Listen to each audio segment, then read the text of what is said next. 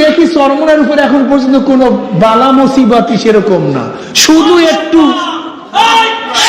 একটু নির্বাচনে, তাও আমি দেখছি অনেক বেশি ভোট। বলে কিভাবে ভাই? কয়জন লোক নামাজ পড়ে আমাকে বলেন তো? কয়জন ব্যক্তি হালাল খায়? কয়জন ব্যক্তি ফজরের সময় জামাতে নামাজ পড়ে? হ্যাঁ, খুব আছে না, তা না, খুব কম। সে তুলনায় তো আমাদের সাপোর্ট অনেক বেশি। কয়জন ব্যক্তি ইসলাম চায়? কয়জন ব্যক্তি শরিয়া চায়? কয়জন ব্যক্তি দ্বীন চায়? কয়জন ব্যক্তি আল্লাহকে ভয় করে? কয়জন ব্যক্তি আল্লাহকে মানে? কয়জন ব্যক্তি পর্দা চায়? কয়জন? সেই হিসেবে দেখতেছি, আমি চিন্তাও করতে পারি যে এখন ইসলামের উপরে এত মানুষ আছে। আলহামদুলিল্লাহ, অনেক মন বেজার। মন বেজারে কিছু নেই, বরং তোমার তো খুশি হওয়া উচিত ওইভাবে। কিভাবে? বীরে মাউনার মধ্যে 70 জন কোররা হাফেজ শহীদ হয়েছেন। কতজন? 70 জন।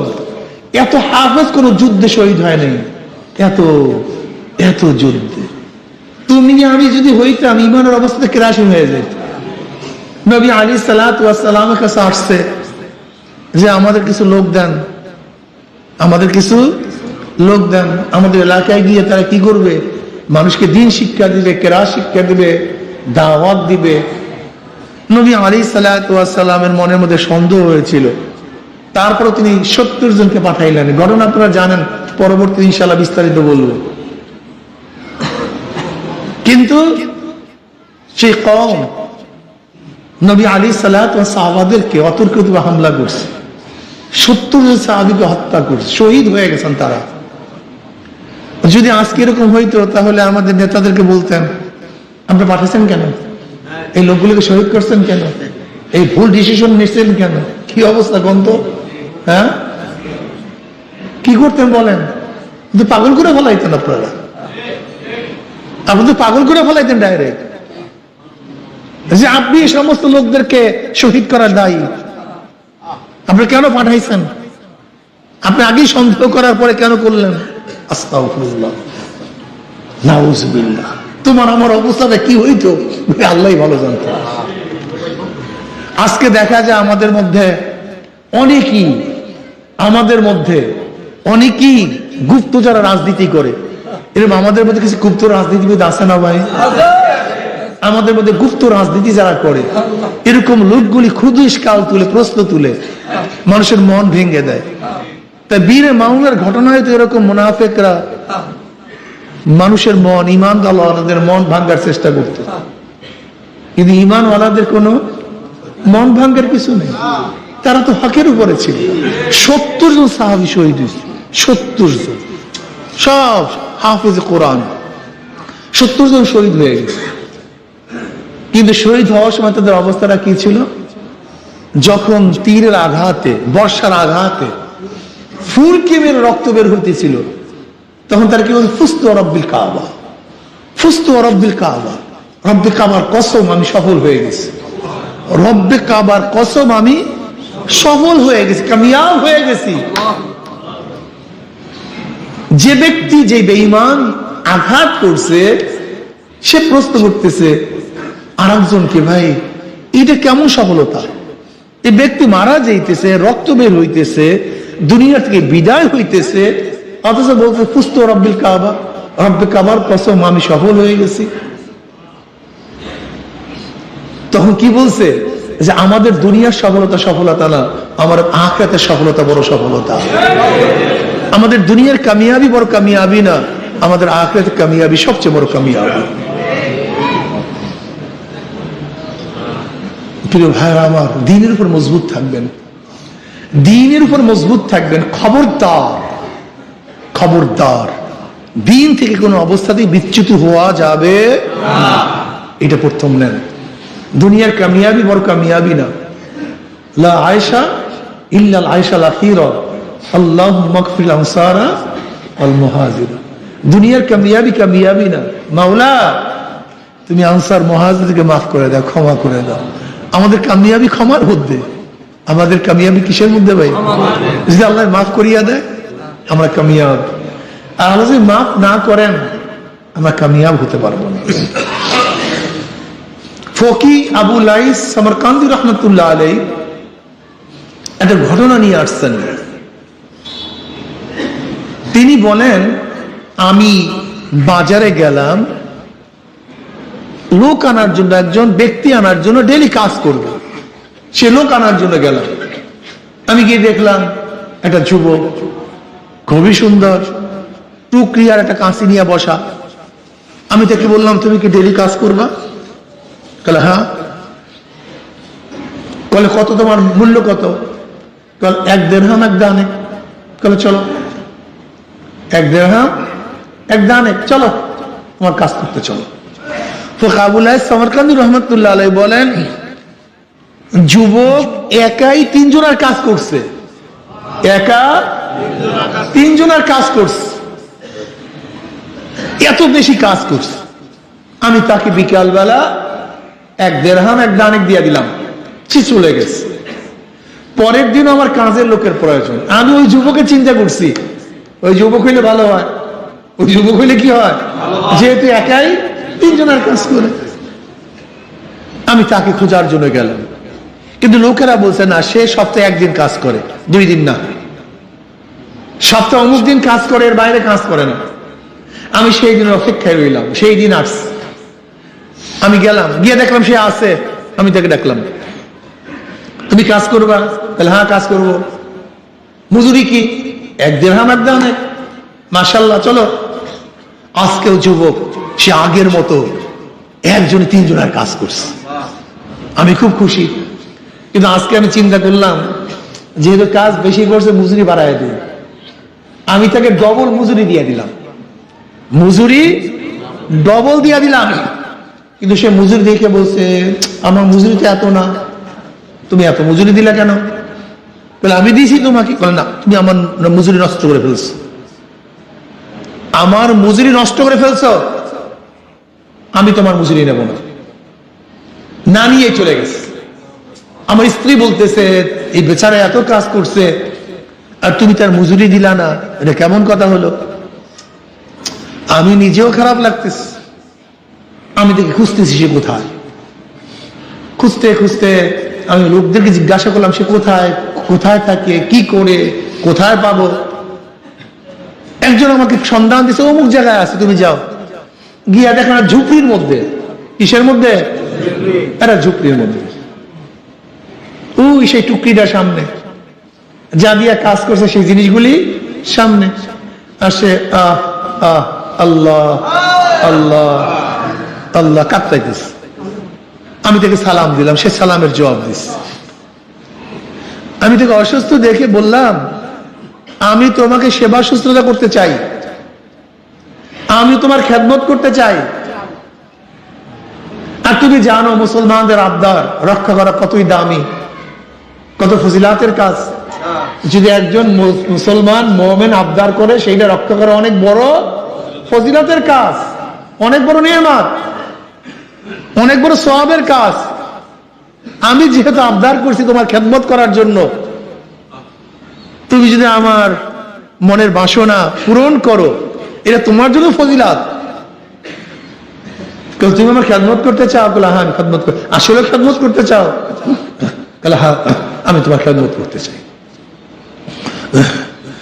3টা শর্ত আছে। কয়টা শর্ত? 3টা শর্ত আছে। এই 3 শর্ত যদি মানো, তাহলে আমি তোমার খেদমত গ্রহণ করব। আর 3 শর্ত যদি না মানো, আমি তোমার খেদমত গ্রহণ করব না। তাহলে নাম্বার 1, আমি খানা না চাইতে আমার কাছে কোনো খানা আনবা না। আমি খানা চাইলে আমার কাছে খানা দিবা, এর আগে খানা দিবা না। নাম্বার 2, আমি মৃত্যুবরণ করলে আমার যে পোশাক আছে, এই পুরান পোশাক গার মধ্যে এই যা জড়াইয়া আছি, এই পোশাকই কাপড় দিবা, কাপড় পরাবা, নতুন কোনো পোশাক টোশাক নিবা না। এইটাই, এই পোশাকে আমাকে কাপড় দিবা। নাম্বার 3, এখনো বলবো না, সময় মতো বলবো। ফকি আবু লাইস সামারকান্দি রহমতুল্লাহ আলাইহি তাকে নিয়ে আসলাম।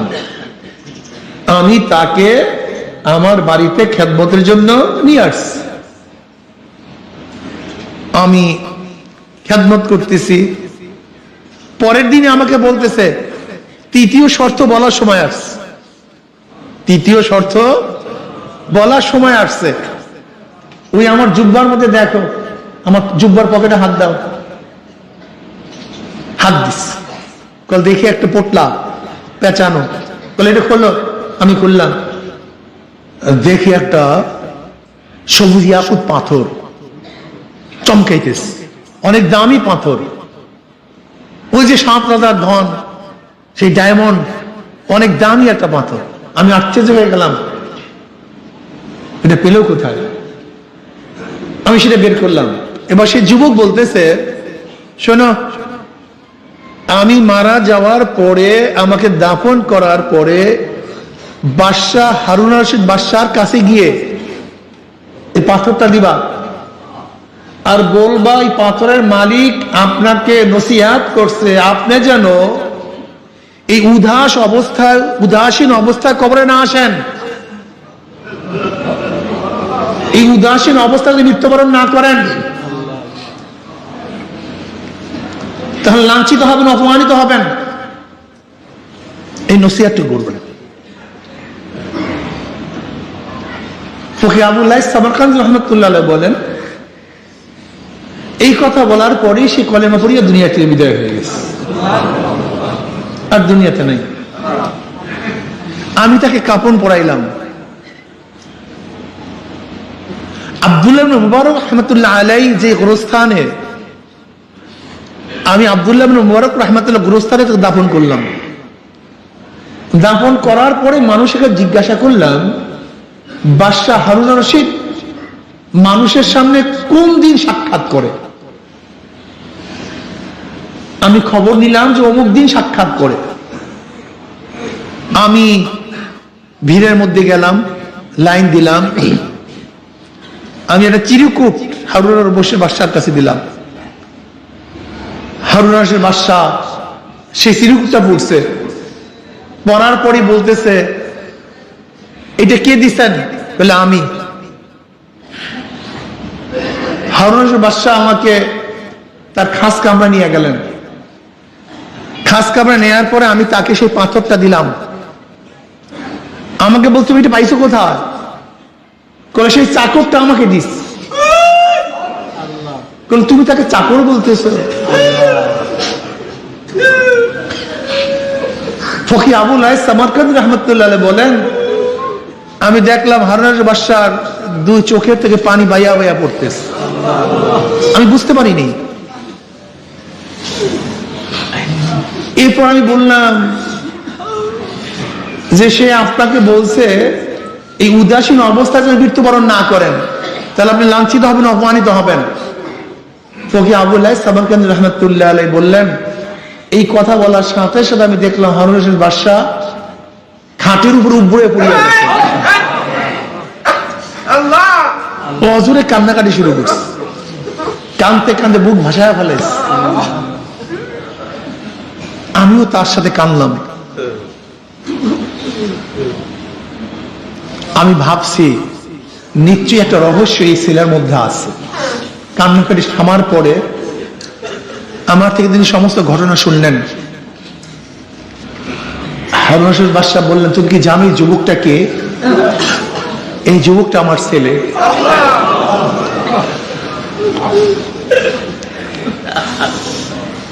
আমার বাবা জুবাইদার সাথে বিবাহের আগে আমি ওর মার সাথে বিবাহ বন্ধন আবদ্ধ হয়েছিলাম। ওর মাকে আমি পছন্দ করতাম, ওর মাকে আমি বিবাহ করলাম। কিন্তু হারুন রশিদ বাদশাহ হারুন রশিদ বাদশাহ বলে, আমার বাবা সে জুবাইদাকে আমার জন্য ঠিক করছে। আমি জানি আমার এই বিবাহকে সে মানবে না। আমি আমার প্রথম স্ত্রীকে বললাম যে দেখো, এখন আব্বু বাদশাহ, তিনি ইন্তেকালের পর আমি বাদশাহ হব, তুমি একটু অপেক্ষা করো, আমি যখন বাদশাহ হব আমি তখন নিয়ে আসবো। আমার প্রথম স্ত্রীর ঘরে সন্তান জন্ম হয়, আমি তাদেরকে অনেক মাল দিলাম, এই সবুজ ইয়াকুব পাথরটাও দিয়েছিলাম, কিন্তু ওরা অভিমানে কোথায় চলে গেছে আমি জানতাম না। আমি বহুত খোঁজা খুঁজছি, কেউ আমি পাই নাই। কিন্তু সেই ছেলে যে জীবিত আছে আমি জানতাম না। বলো তুমি সে কোথায়, কোন জায়গায় তাকে দাফন করছে? কোন অমুক জায়গায় দাফন করছে। কাল সন্ধ্যা হওয়ার পরে আমি তার কবর জিয়ারত করার জন্য যাব। সমরকন্দি রহমতুল্লাহ বলে আমি তাকে নিয়ে আসলাম, কবরের সামনে দাঁড়ায় সারা রাত কাঁদছে। সবে সাদেক হওয়ার পরই তিনি আবার চলে গেলেন। তিনি বললেন, যেহেতু তুমি আমার ছেলেকে দাফন কাফন করছো, কাজে আমার উপর হক এর কিছু যাজা দেয়া, প্রতিদান দেয়া, তুমি প্রতি মাসে 10,000 দিরহাম বাইতুল মাল থেকে নিবা। এটা তোমার জন্য ধার্য, তোমার পরবর্তী বংশের জন্য ধার্য। সামারকান্দি রহমতুল্লাহ বলে আমি আর টাকাও আনলাম না, আর আমি কোনোদিন যাইও নাই, টাকা আনার জন্য যাইনি। দেখেন বাদশার ছেলে, কিন্তু মাওলার পাগল। এইটার মধ্যে কামিয়াবি, এইটার মধ্যে কামিয়াবি কে বুঝবে বলেন? এই কামিয়াবি, এই বর্তমান যুগে কামিয়াবি কে বুঝবে? কে বুঝবে এই কামিয়াবি? এই কামিয়াবি বোঝা তো খুবই কঠিন, অনেক কঠিন মাসালা। এর জন্য আমি যারা মুমিন মুসলমান মুত্তাকিন, বর্তমান যুগে কামিয়াবি বোঝা খুবই কঠিন, অনেক কঠিন। ইসলামের উপর থাকা নবী আলী সালাত কি বলেছেন? জ্বলন্ত আগুনের কয়লা হাতের মধ্যে রাখা যেই পরিমাণের কঠিন, আপনি বুঝেন কঠিনটা কেমন? একটা জ্বলন্ত আগুনের কয়লা হাতের মধ্যে রাখা, এটা সহজ নাকি ভাই? নবী আলী সালাতুন বলছেন জ্বলন্ত আগুনের কয়লা হাতের মধ্যে রাখা যত কঠিন, দ্বীনের উপর, ইসলামের উপর, ঈমানের উপর থাকা তার চেয়ে অনেক বেশি কঠিন হবে। ভাইও ঈমানকে মজবুত করেন, হকের উপরে থাকেন, হকের উপরে থাকতে হবে। আজীবন যদি আল্লাহ হকের উপর রাখেন।